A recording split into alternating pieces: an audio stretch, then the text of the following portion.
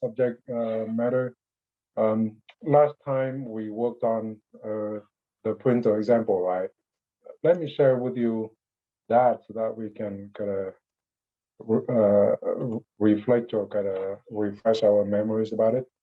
So last time we talked about a printer with a capacity of 360 pages per hour. In the first scenario, the input rate is 1,000 and the demand is 400, right? And then we can find the flow rate. So that's the capacity constraint case. So the capacity of the printer limit the flow through. So we find the flow rate to be 360 pages an hour, right? Capacity constraint. We did not have the time to go through scenario 2 and 3 yet, but I hope it's easy for you, okay? Let me briefly discuss it. So in scenario number 2, the input rate is 200 pages an hour, the same printer, so we have that, and the demand rate is 400, right? So in this case, because input rate is the smallest among the three, so the flow rate will be 200 pages an hour. So as a manager, we should not take the input as for granted, okay? Normally the suppliers will bring it up, right? But what if there's some disruption with the operation and you don't have the input anymore? So in that case, you have to have a network of suppliers rather than just one supplier.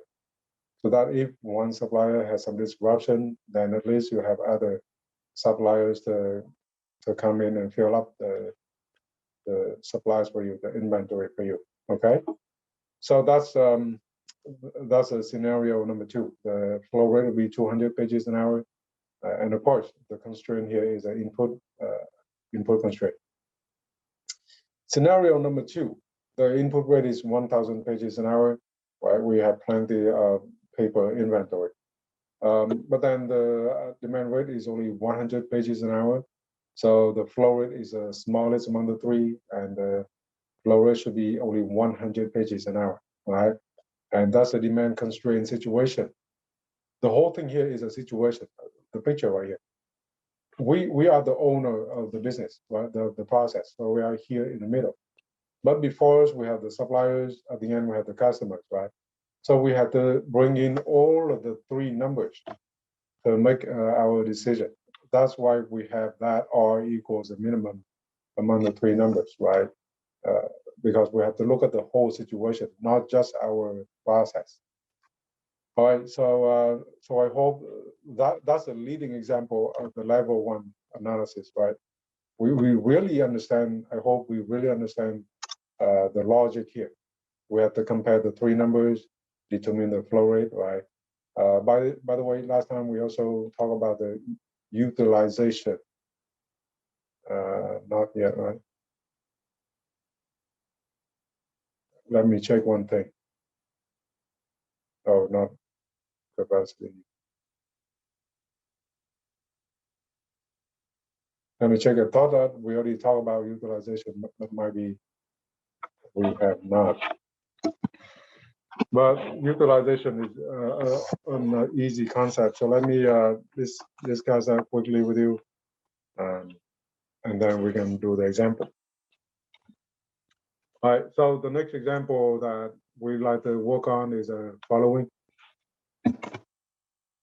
Let me do something.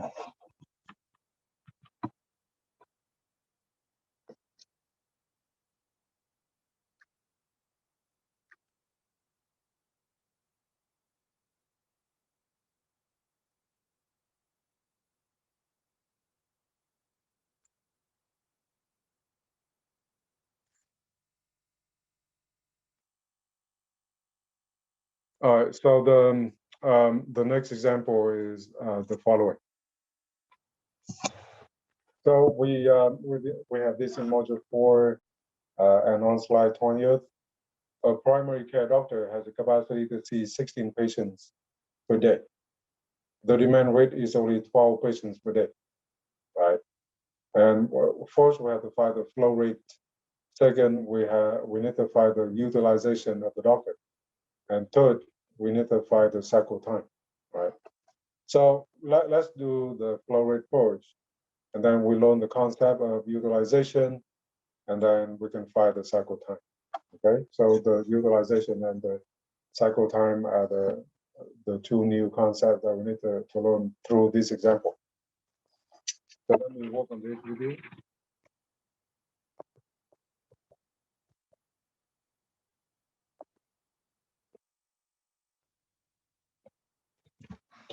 We are still in the module 4 about process analysis.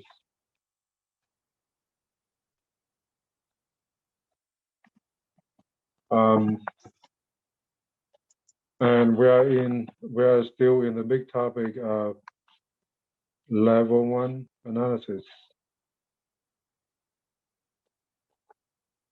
In level 1 analysis, we are looking at processes with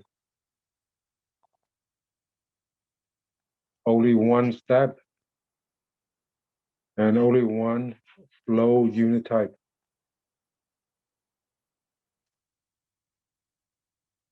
Right? Or we use the acronym of FUT. Like the printer example, right? We only feed the papers, at the end we get the papers out. So it's a very simple process. All right. So last time we worked on the printer example, and today we work on another example. That's a primary care example, and this is module 4, slide 20th.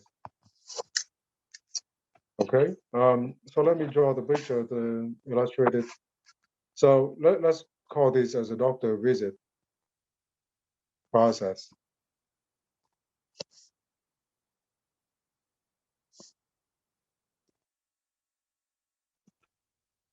And at the heart of this process, we have the resource as a doctor, right? Actually, in this case, we call the doctor as a physician. So primary care means that that's the first point of contact in your healthcare system. If you have sore throat, you have temperature, you have to check something, then you first meet your physician, right? The person who gotta have general understanding or general gotta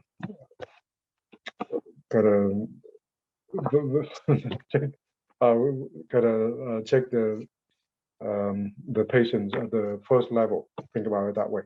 Okay, so we call that as a physician, right?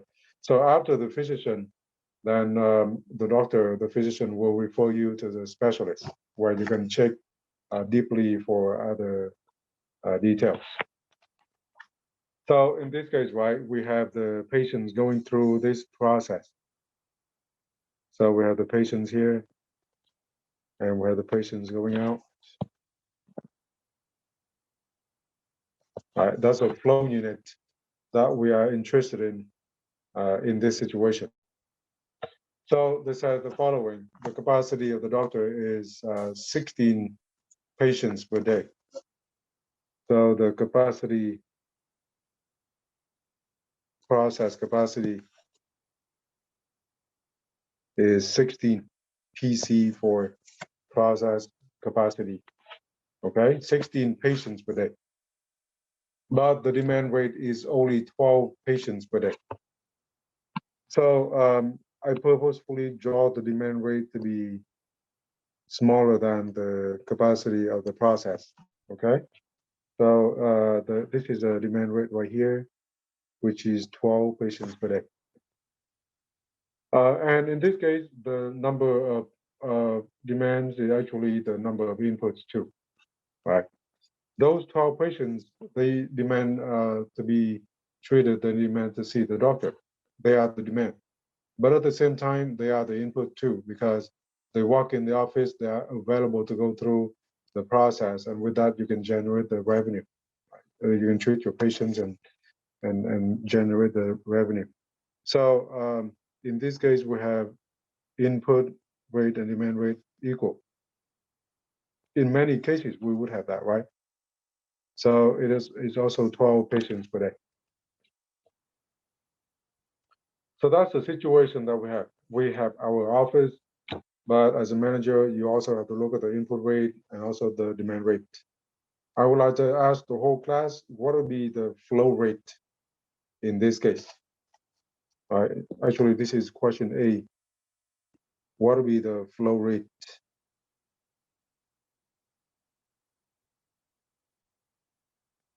in this process? Okay, so I see multiple answers already from C, from Felon, Elida, Theo, Jose, VE. Right, good. So all of you get it correct. So in the picture, I hope you can see that intuitive, right? So if I ask you to draw the flow rate, then you should do the following. You would draw a band like that through, where the band equals the width of the demand rate or the input rate. They are equal, right? So the flow rate in this case is going to be 12 patients per day. Right, so formally to find it, this is an easy case where we can draw the picture, we can easily see what is going on. But in the future, whenever you read a problem or a situation, right, then the flow rate is kind of automatic to be the following. It is a minimum among the input rate, process capacity, the demand rate. So it is a minimum between 12, 16, another 12, right? This equation should be automatic. Last time we did the printer example, that's for this, right? Why we have this? Because we try to max out our revenues and profit, and that is limited by the minimum among the three numbers. So we have to take that minimum. So at the end, we have 12 patients per day, right? That's our flow rate. How many customers, how many patients can go through in a day? All right, I would like to ask everybody the next question. So what should we call this situation by? Is that input constraint or capacity constraint or demand constraint? How would you call it?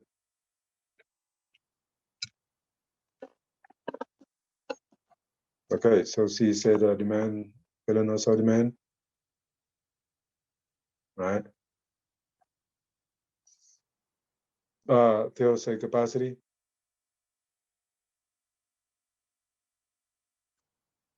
All right, so when we talk about the constraint, it should be the smallest, right? So in this case, among the three numbers, the smallest is the input and the demand. They are equal each other. So actually, we can either call these as an input constraint situation or the demand constraint situation. We only talk about it as a capacity constraint if the capacity is the smallest among the three numbers, right? Because in that case, the capacity will kind of limit the flows through. It will be the constraint of our revenue and profit. So whatever it is, whatever the smallest, we call that as a constraint of the process. We talk about that because of the following. If we find out that the input is a constraint, then you have to relax it. You have to find more suppliers. You have to manage your supplying process so that you would have more input inside the process, right? In the printer example that we learned last time, the input can be small if there are some disruption. So as a manager, you have to manage your input rate. So if the input rate is the smallest, you have to make it larger. If the constraint or the smallest is the process capacity, then in the future you might need to invest in the process, make it larger, bigger, so that you can handle more units through, right? For example, if you have a restaurant, then you have to possibly expand it, or you have to build restaurant number 2, something like that, so that you can handle more revenue larger flow rate, right? If the constraint is a demand rate, then in that case, you have to promote your business in some way, For example, restaurants, they have the happy hour. You know why they have the happy hours? Because normally that's the time that the customers do not come by much, okay? For example, from 2 p.m. to 5 p.m., right? So that's between lunch and dinner. Not many people will eat during those hours. So the restaurant put out the happy hours to entice people to come back, right? If they put more in the package with the same cost, or they lower the price for the same package, either way, the value of the package will go up, and then that will be more valuable to the customers, and then more customer will come. Okay, so that's we talk about the constraint because whenever we see the constraint, and if we want to increase the flow rate and revenue and profit, then you have to work on that constraint. Okay, so that's part A. All right, so in part B, they ask us the following: what is the utilization of the doctor? So that's a new concept. Let me introduce that to you through this example right here, right now. So utilization of they talk about the utilization of the doctor. So, right. So utilization of the doctor, or you, from now on, we call that as you, of this doctor or this resource, right, will be equal the flow rate through that resource divided by the capacity of that resource.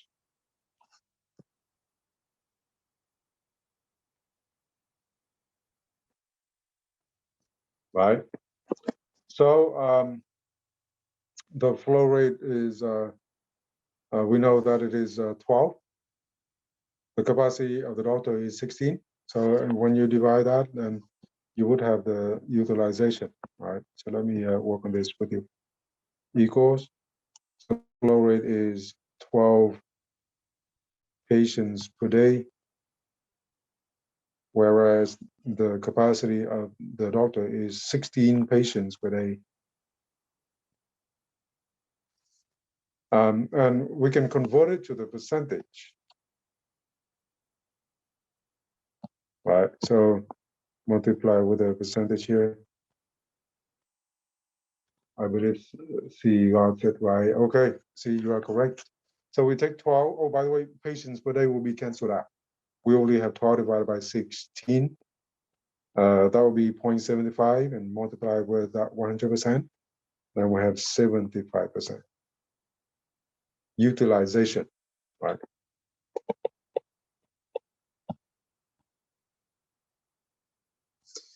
You know what? We look at the utilization for usage and efficiency.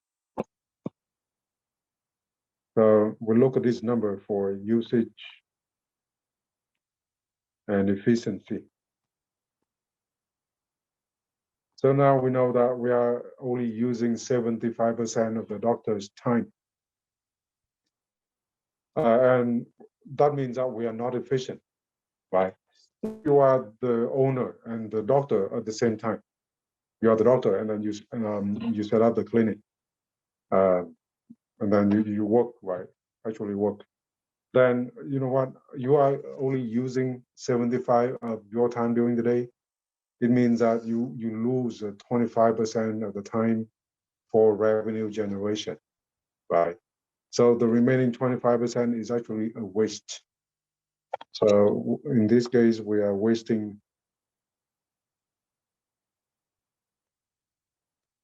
25% of the resources. For a doctor, the time is very valuable resource, because with more time, with more customer or patients, they can generate more revenues, right? So it's a big waste right here, 25% of the doctor's time. But if you are the owner and you hire the doctor, right? So what is a waste for you? So you pay you hire the doctor and you pay the doctor to work for 10 hours, for example, but he or she only has to work for 75% of the time. So you already pay the worker, the doctors, but they don't have to work for the whole time, right? So in that case, you are wasting 25% of your own money too.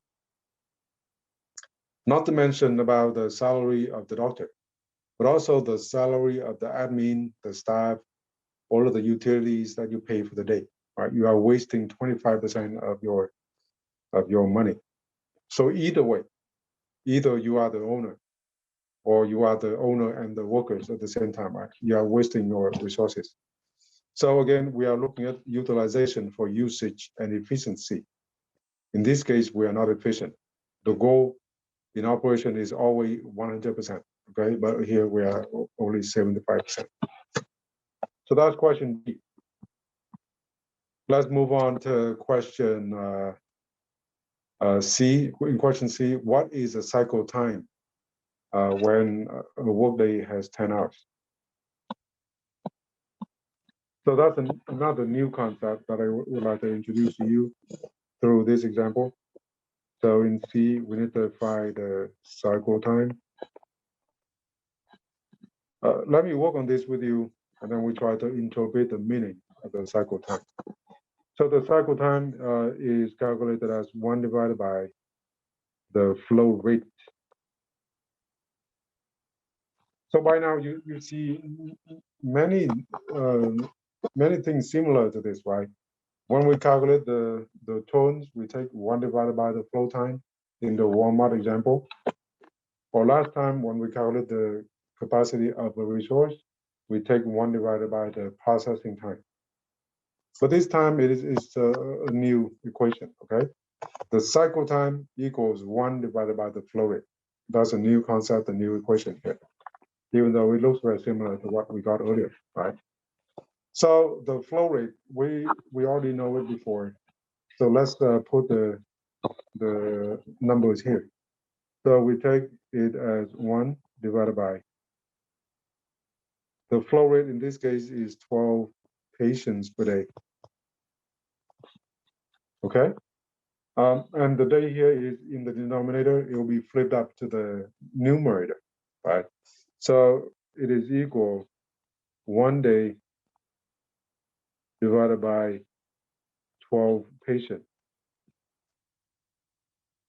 Okay, so in terms of the flow rate, we say that we have 12 patients per day, but the cycle time is the flip of that. So we say the following, we say the same information in the following way. We say that we spend 1 day on those 12 patients, okay? So, but then it's still hard to understand the concept of the cycle time. Let's try one thing. Let's convert the day to the hours to see if it is clearer or not. So we know that in the question, they say in 1 day, we have 10 work hours. So we convert it as the following: 1 day multiplied with 10 hours, right? 1 multiplied with 10 hours, divided by 12 patients. So this time around, we can say the following: we spend 10 hours on the worker, on the patient, right? On the 12 patients. Yeah, that's correct. But when we talk about 10 hours on over 12 patients, it's really hard to understand. So let's do a little bit more.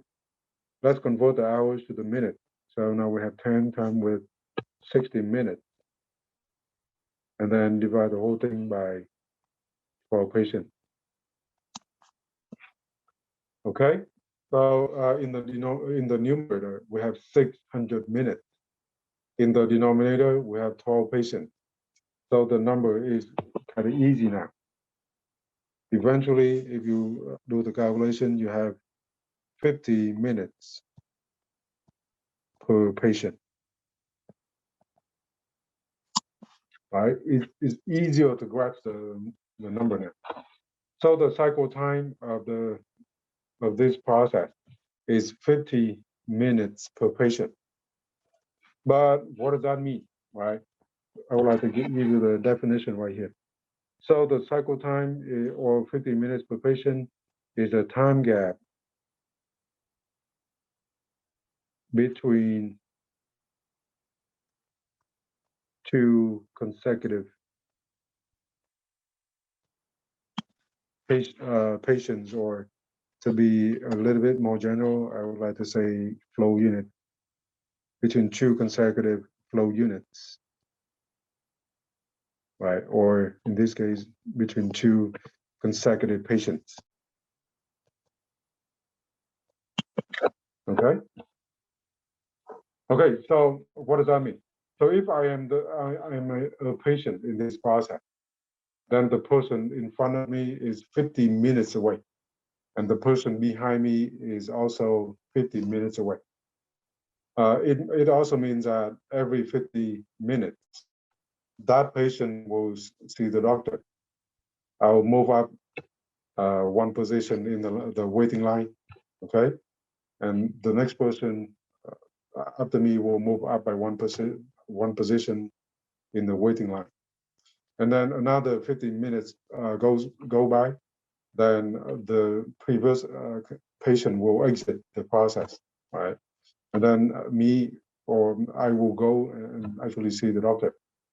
And then the patient behind me will move up 1 position in the waiting line.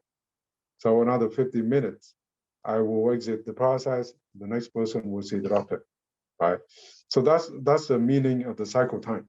That's a time gap between the 2 consecutive flow units, or the 2 consecutive patients in this process. Another way to think about the cycle time is the rhythm of the process. Rhythm or pace of the process. All right, so we call it a rhythm because it's like in a song. Whatever favorite song that you listen to, normally you would hear one thing, that's a drum beat, right? So for example, if a song has 1 drum beat every 1 second, then okay, so right now you hear a drum beat, another second goes by, you hear another drum beat, another second, another drum beat, right? So that 1 second per drum beat is a cycle time. After every time interval of 1 second, then you have another drum beat, right? Or we can also call that as a pace of the process. So if the cycle time is 1 second per beat, then that's the pace of the song. But if another song has a drum beat every half of a second, right? Then that song has a very fast paced. The beats happens very frequently, and then when you hear it, you feel a lot of energy in that song, right? So things like that. So the cycle time again tell us the time gap, or sometimes we call that as a rhythm or the pace of the process. Okay. So to help you to make more sense of this, let me draw a picture.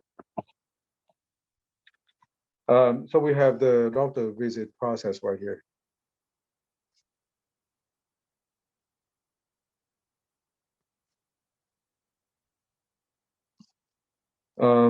Representatively, let me draw like 4 patients inside the process.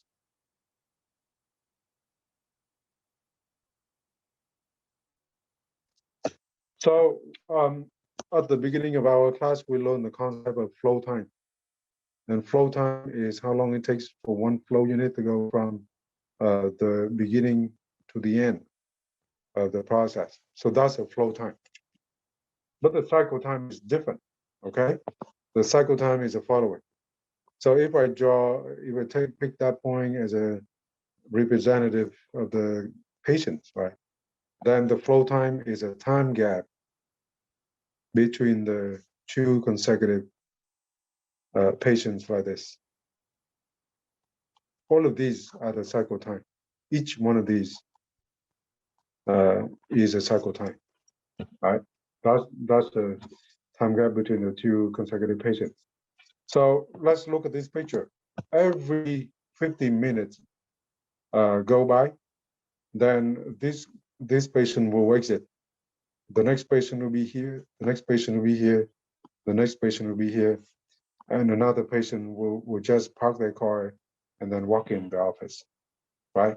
Another 50 minutes go by, then another patient comes out, the next patient will see the doctor, the next patient will be next in line, the next patient will move up one position in the line. So that's the rhythm of the process right there, right? You see that movements every 15 minutes. All right, so I hope that will help you to grab the concept of the cycle time. So we're done with the example. Does anybody have a question for me? Are you good so far? All right, so all of you are here. Let me make an announcement. So based on our progress, we have not covered all of the questions in part 2 of the homework. So the homework is due next Monday. So all the Connect parts, the reading assignments, the 20 online questions on Connect are all due next Monday. But for part 2, only question 21 and question 22 are due, okay? Question 23, 24, and 25 will be due on a later date. I will make the announcement on that later. So next Monday, homework 1 is due. So Connect parts are due, and then question 21 and 22 are due on Canvas. Right? You need to upload the PDF file, question 21 and 22 on Canvas. So we are ready for that, right? We learn about the Little's Law, that's for question 22. And we learn about the Walmart example, that's for the question 21. Right? And I hope everybody is kind of well underway with the questions. Any question for me at this point?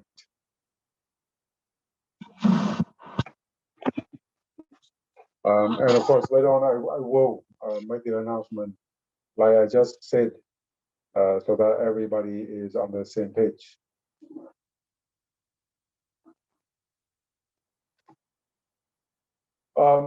Bonnie, Will, if you like to submit everything,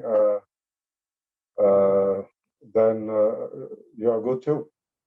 But if later on, if you like to change question 23, 24, and 25, then you can submit that again. So please feel free, okay?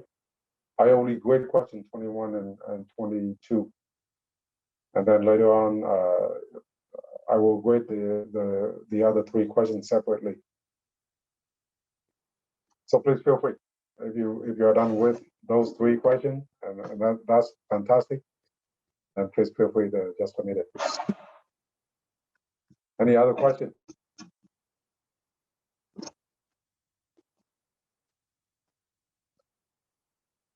Okay, so we are done with the example. And with that, I think there's something new that we need to learn in the level 1 analysis. So earlier we learned about the utilization concept, and today we also learn about another new concept. So let me start out with you.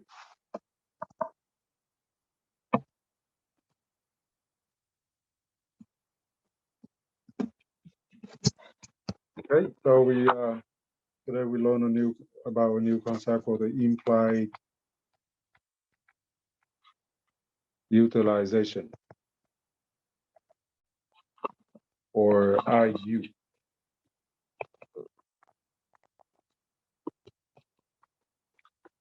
All right, so we can calculate the IU from now on. We just call the short name IU of a resource, like IU of the doctor that we had earlier, right? So the implied utilization of a resource is defined as the workload on that resource, the workload on the doctor, for example, divided by the capacity of the doctor.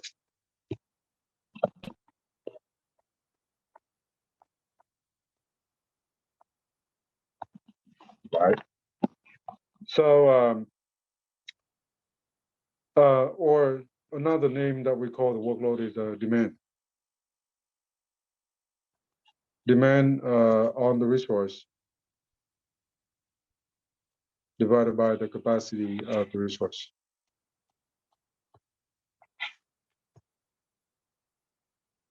The demand on the doctor the more patients there are, the more demand, right? They will put the pressure on the doctor. Okay, so that's the demand divided by the capacity, or workload, or equivalently workload divided by the capacity. So that's at the resource level. But we can also look at the whole process, right? And define the IU of the process as the workload for the whole process divided by the capacity of the entire process. So I switch to some acronym here, workload and capacity, right? Or D of the process divided by the capacity of the process. And we can always convert all of these ratios to the percentages. It makes an easier sense, okay, to convert it to the percentage measurement. All right, so in this case, we call this as an implied utilization. Earlier, we learned about utilization. Then that's a flow rate divided by capacity. Then this time around is different. We talk about the demand over the capacity. So in a sense, we are calculating the demand pressure.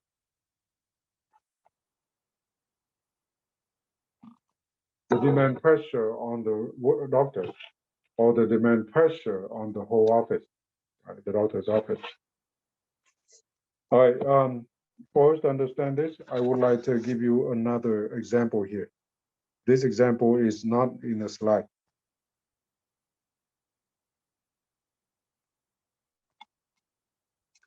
So you know what, all of you here are doing business, okay? I believe and I think that many of you will be very rich later on. You have a lot of money. You have to think about how to use your money, right? So one good way is we need to diversify our money, and you invest your money in different assets. So in this case, I assume that you invest in some hotel, okay? You do some hotel business beside other things. So we assume that we have a hotel of 100 rooms, right? It's quite a big hotel. There are 100 rooms in that hotel. Okay, that's our process right there. And I would like to give you two scenarios. And through the two scenarios, we're going to learn about the utilization, and then IU, implied utilization, and the difference between U and IU. Right? Right now, when you read implied utilization, it sounds like utilization. It's very confusing, but through the example, I hope that you're going to see the difference between the two. So I would like to give you the heads up. There are two scenarios. On day one, 80 guests called in to rent out the rooms, right? So in that case, we would have to find the flow rate, find the utilization, find the implied utilization. So that's the first scenario. On day two, it's different. So your hotel is close by a big sports stadium, right? So that's a game day, and the tourists will flood the town. They will need all the hotel rooms that the town can offer, right? So in this case, we have 125 guests called in to rent out the room. So on that day, we also need to figure out the flow rate, the utilization, and the implied utilization. Okay, so we have two scenarios. We have a hotel of 100 rooms. On the first day, 80 guests want to rent out the rooms. On the second day, 125 guests wants to rent out the rooms. All right, so let's work on these one by one. On the first day,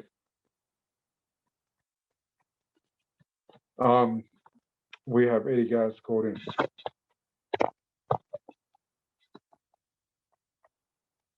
Right. So what is the situation here? I would like to draw the picture to represent it. So our hotel is right here. It is a process like this when we are renting out the rooms. Right. The capacity of the process, or PC, process capacity, equals 100 rooms per day. So the flow units that we are looking at here are the rooms. The rooms flow through the hotel, meaning that they are used or not used, right? They say, oh, in this case, the 80 guests called in to rent out the rooms. So I purposefully draw the demand rate to be smaller than the capacity of the hotel. This is a demand rate, which is 80 rooms a day, right? On that day, the only 80 customers want to rent out the room. All right, but as before, a lot of the time, the demand is also the input, right? These people, they demand the rooms, but at the same time, they walk in the hotel, they are available, they are ready to rent out the room, so they are also the input. Okay, so that's the input rate too.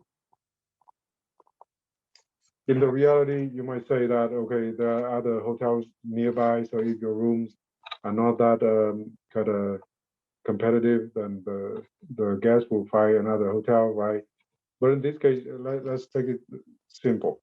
Those 80 people walk in, they ask for availability, and if you have the rooms, they will rent it out, okay? Might be you have a very good value rate for the rooms, and that's why they just rent out from you if you have the rooms. All right. So, right. So that's a scenario. That's a business situation right here. As a manager, you are owning the hotel, you are managing the hotel, but then you have to look at the input rate, the demand rate before you know what you need to do, right? So I would like to ask the whole class, what would be the flow rate in this case?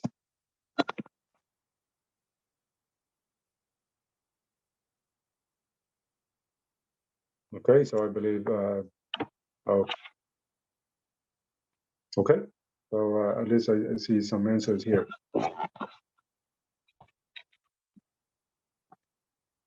Good.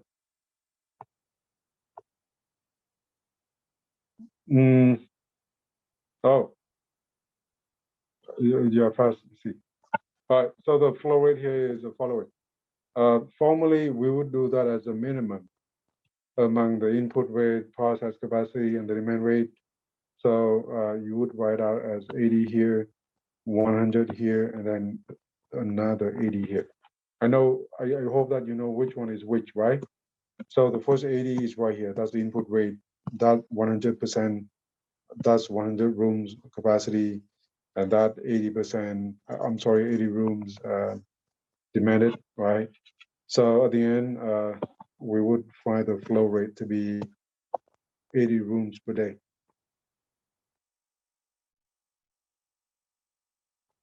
All right, that's a flow rate. And if I ask you to draw the picture, then you can easily do it. That's a flow right here.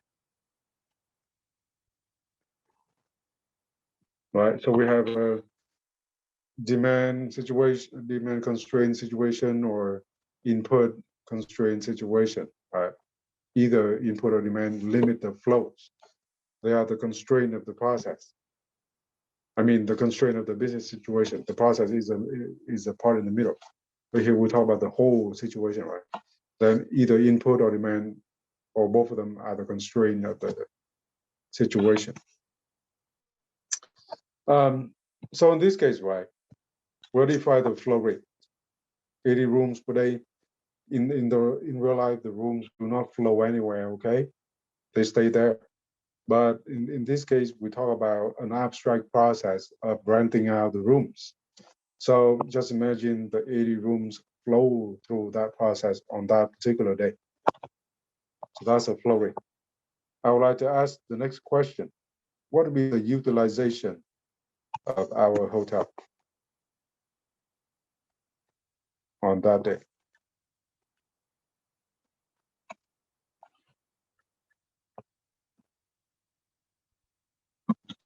All right. So I got that from Theo from earlier, Feren, Alan, Sophia. Sorry.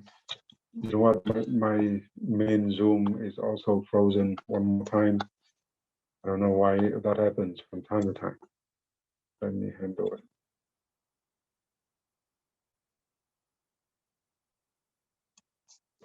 That's why I cannot see all of the contribution. Okay, later. So the utilization of the hotel is going to be the flow rate through the hotel divided by the capacity of the hotel. All right. So in this case, you would write that out as 80 rooms per day rented divided by 80 divided by 100 rooms available per day available. All right. So that's why we have 80% at the end. But remember, this number is for usage and efficiency, right? We are using 80% of the rooms. That's what we say in real life. And for that, we are not efficient. To be efficient, we have to operate everything at 100%. That's the goal. 80% is still kind of way below 100%, right? By the way, some of you might be concerned that how come we can get 100%? In real life, does any process have 100% utilization? Actually, there are, okay?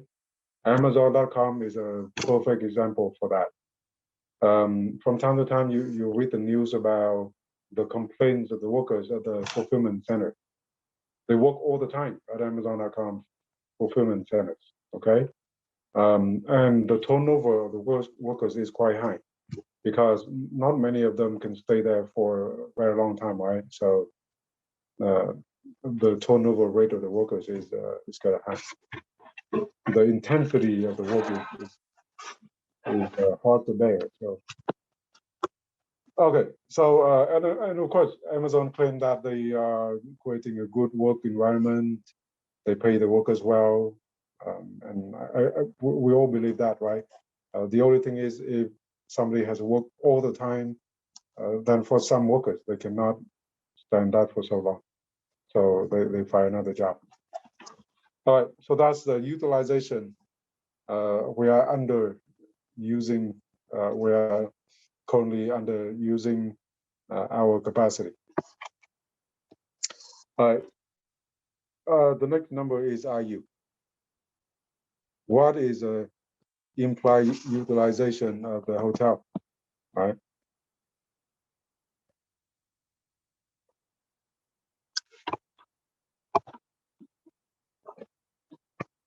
So it's different from before in the equation. Instead of the flow rate, we now talk about the demand rate, the demand on the hotel divided by the capacity of the hotel.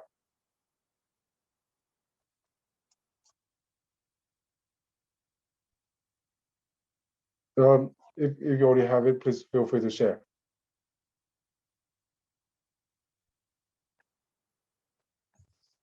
All right, fill in 80%. Good. I believe other students should also have the same thing, right? So in this case, there are like 80 calls, or the 80 people walk in, demand to rent out the rooms. So that's a demand right there. That's a workload right there, right? So we take 80 rooms per day. divided by 100 rooms in our capacity. So we also have 80%.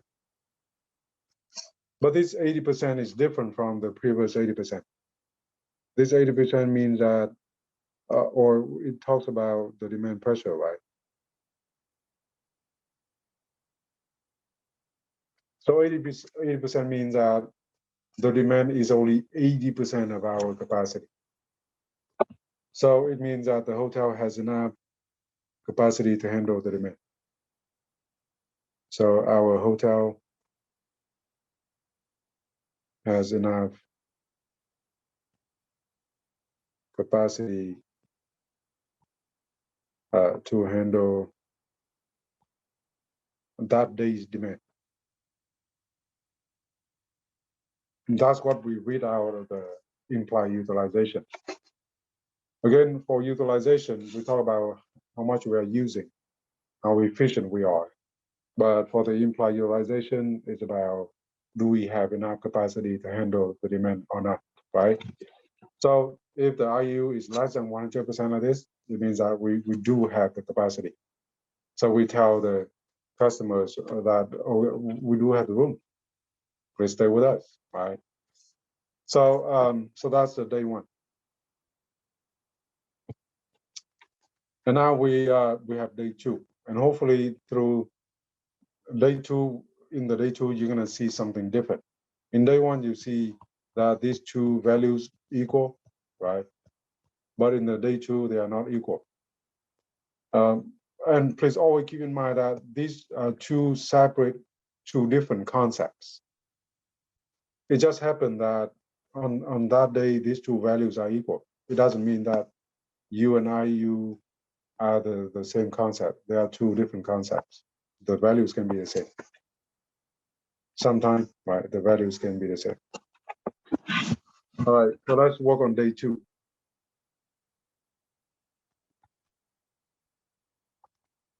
On day two, we have 125 guests called in, right? So that's a very busy day. Think about it, it's a game day. A lot of tourists are in the town. They desperately look for the rooms to stay in overnight and the next day enjoy the games, things like that, right?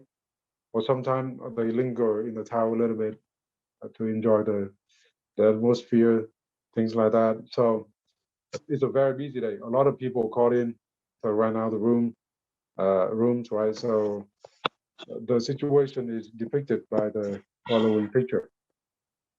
So we have a hotel it is. The capacity again is 100 rooms.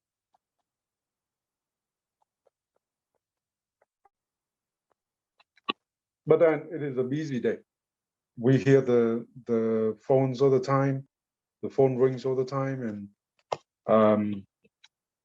and then at the end of the day, we count it to be 125 guests or 125 calls, right? So we draw the demand to be bigger than the process capacity. That's the demand rate, 125. And together with that, those are the people who would like to rent out the room right away. So they are the input rate too. So the input rate also 125, right? Okay, so this time around, what would be the flow rate? How many rooms will be eventually rented out?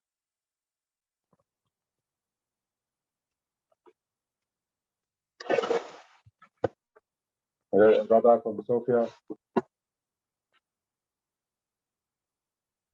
I believe others would agree with Sophia, right? Also, Philip, yeah, you would agree with everybody. All right, because in this case, we have plenty of customers. So we try to max our business by renting out all what we get, right? So, so the flow rate in this case would be 100 rooms.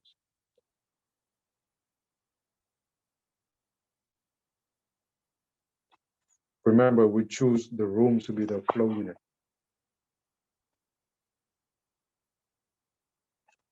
Okay, so that's the flow rate. We can rent out 80 rooms like before, but if we only do 80, then really voluntarily cut down our own revenue and profit, right?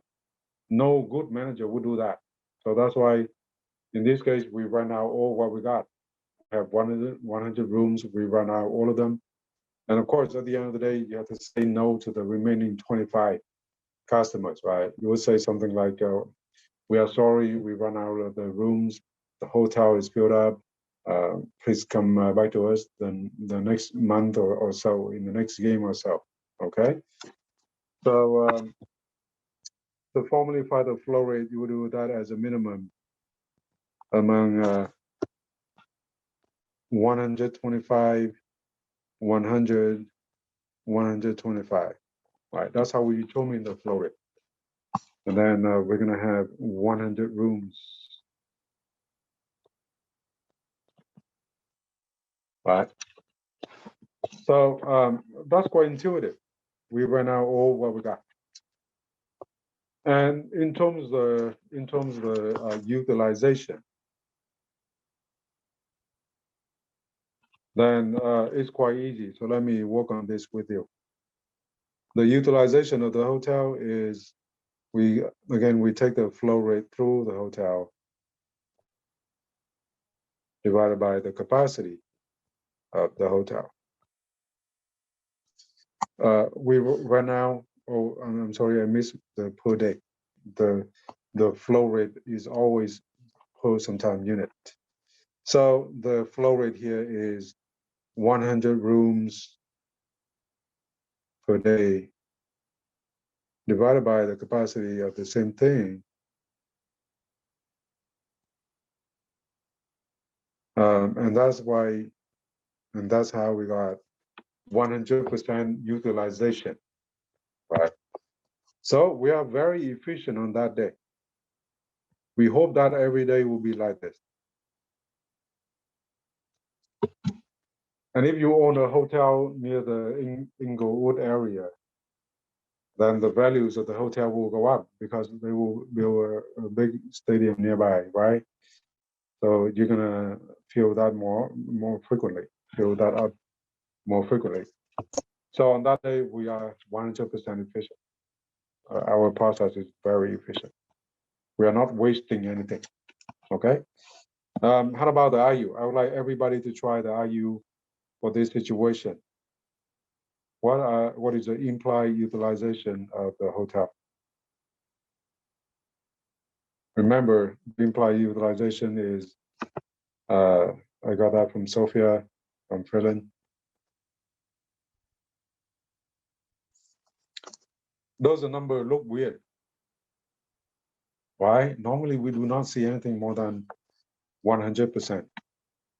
So let's go through it. So Marco also gets the same thing. That's a good sign. So we take the demand on the hotel divided by the capacity of the hotel, right? We take 125 rooms demanded per day divided by the 100 rooms that we got per day.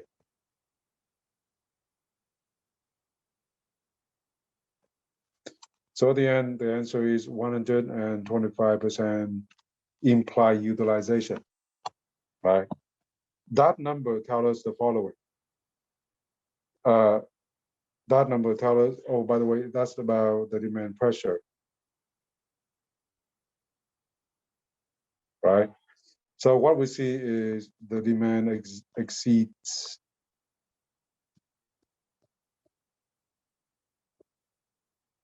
our process capacity, our hotel capacity.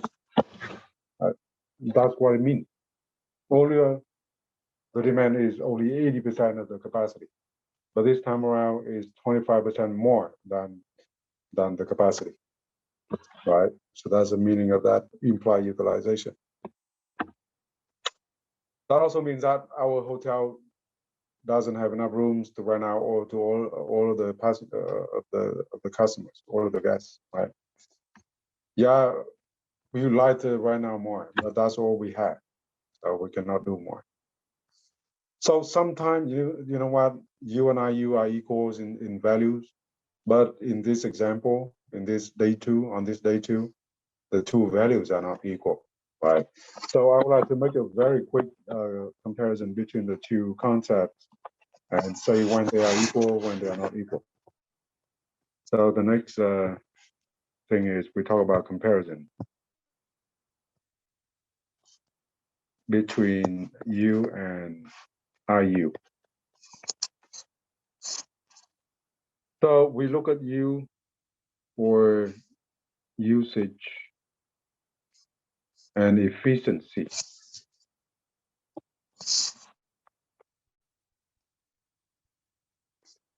So that we make our decision to improve our efficiency.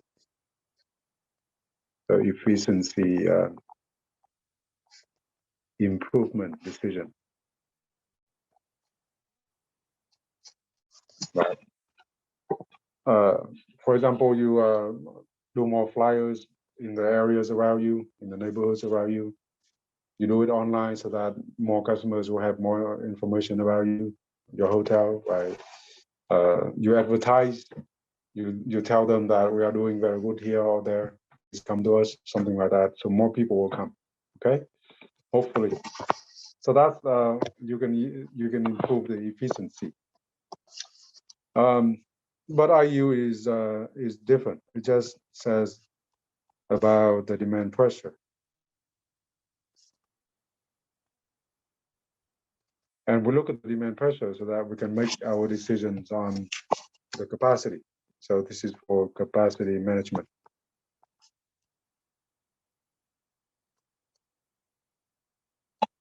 Right? So in the long run,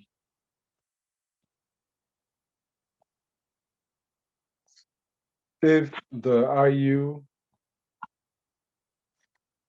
is always less than 100%, right? So the demand is always under our capacity. Then we need to downsize our business. Otherwise, we always have the redundant capacity. We are wasting money all the time, right? But if in the long run, the IU is always more than 100%,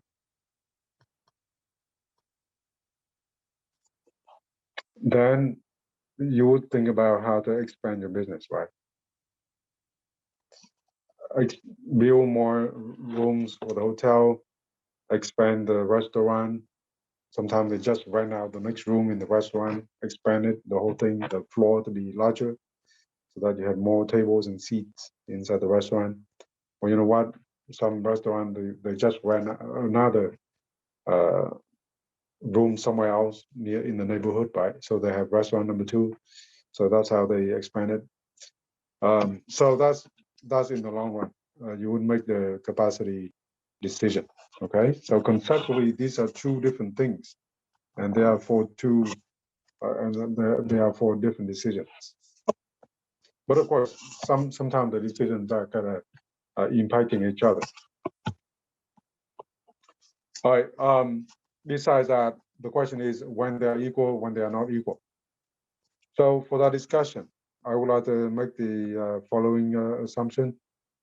We assume that the input rate always equals the demand rate.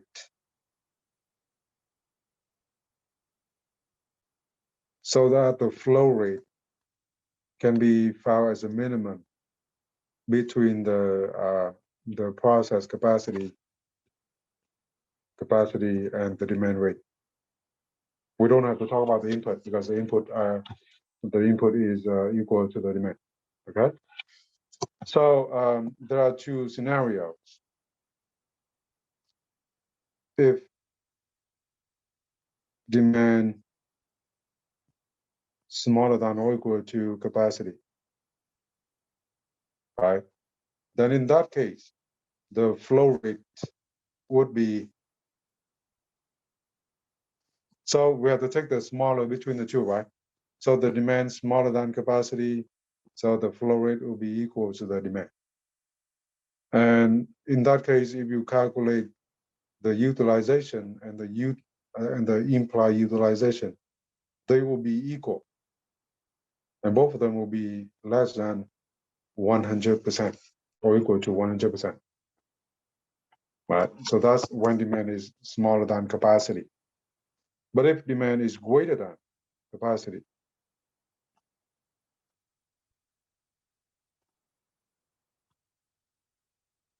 then the flow rate, you know what, demand is greater than capacity, then the flow rate will be the capacity, the smaller between the two.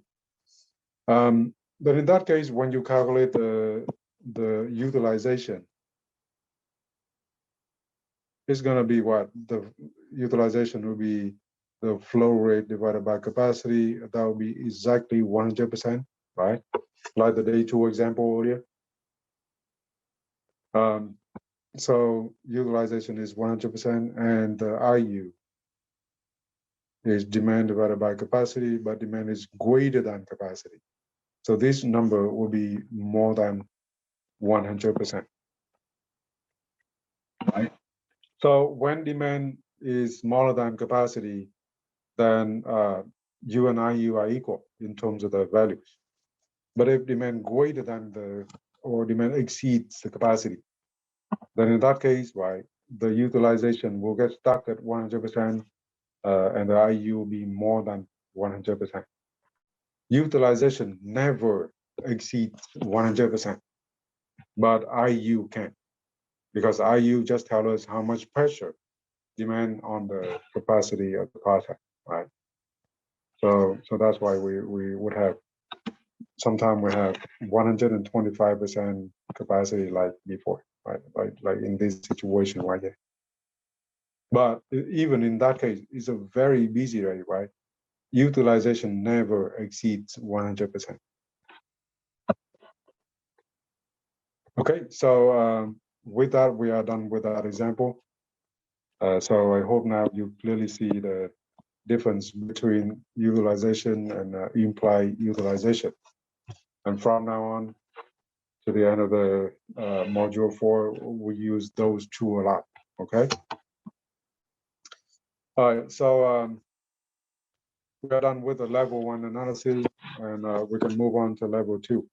So let me give you some kind of introduction to the level 2, and we can end it up. So this is the next big topic of the module 4, which is about level 2 analysis. In level 2 analysis, we are looking at processes with multiple steps, but we only have one flow unit type.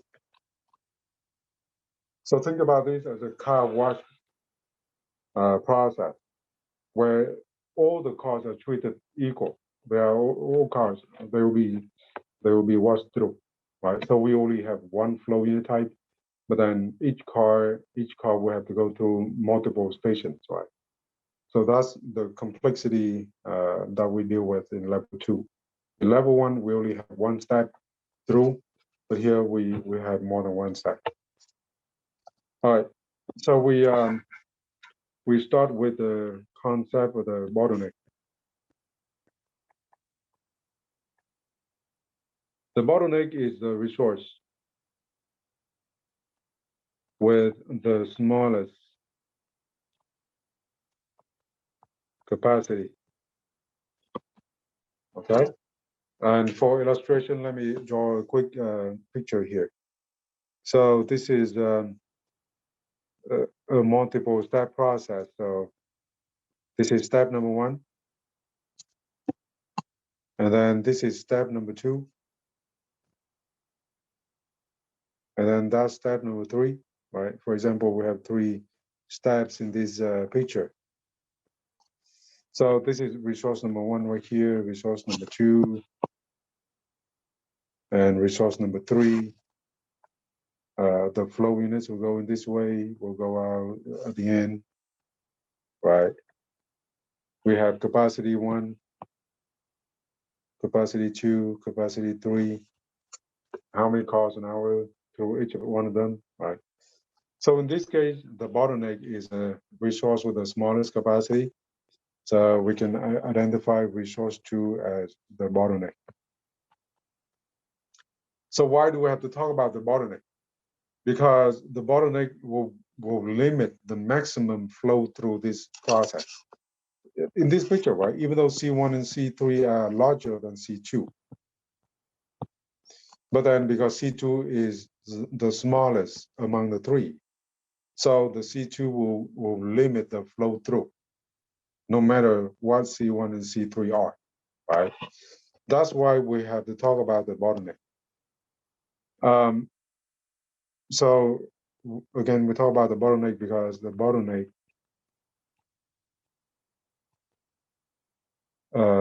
limits the maximum flow rate through the process.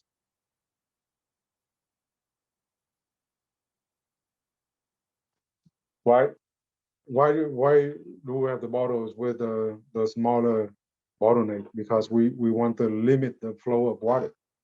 Otherwise, think about it, if the bottleneck is not a bottleneck, then we have a big chance of splashing the liquid everywhere, right? So, but in business, when we have a bottleneck, is not a good thing because that will limit our revenue and profit. So that's why we have to find the bottleneck. Okay. So now we have a very important equation. The capacity of the entire process actually equals the capacity of the bottleneck, right? Resource 1 and 3 are big, but it doesn't count. Only resource 2 counts. So the capacity here equals the capacity of the bottleneck, or the minimum among the C1, C2, C3, and or more, if we have more resources in our process. So that's the complication more than before, right? Earlier, we don't have to do this.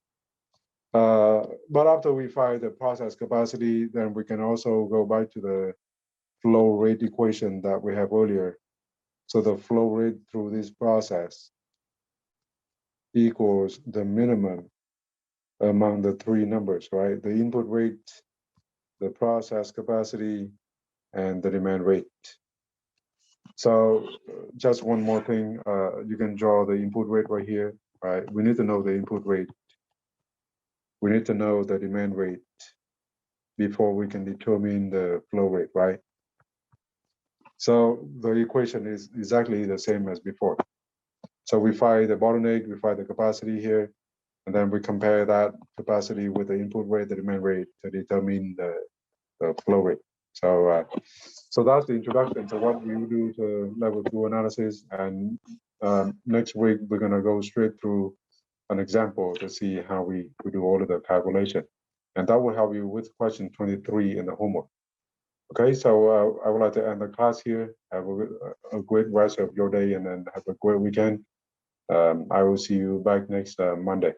Okay, so I will make the announcement on Canvas about what part are due next Monday. So I would like to thank you all. Thank you, Professor. All right, thank you.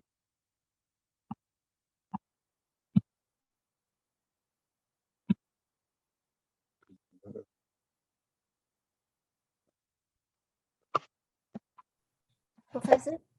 Yes. Can you take a look of the homeworks for me? Can I discuss some of the homework questions with you? You would like to discuss it now? Yeah. Can you? So what question that you would like to ask me about? Okay, I'm doing the homework part 2. Okay.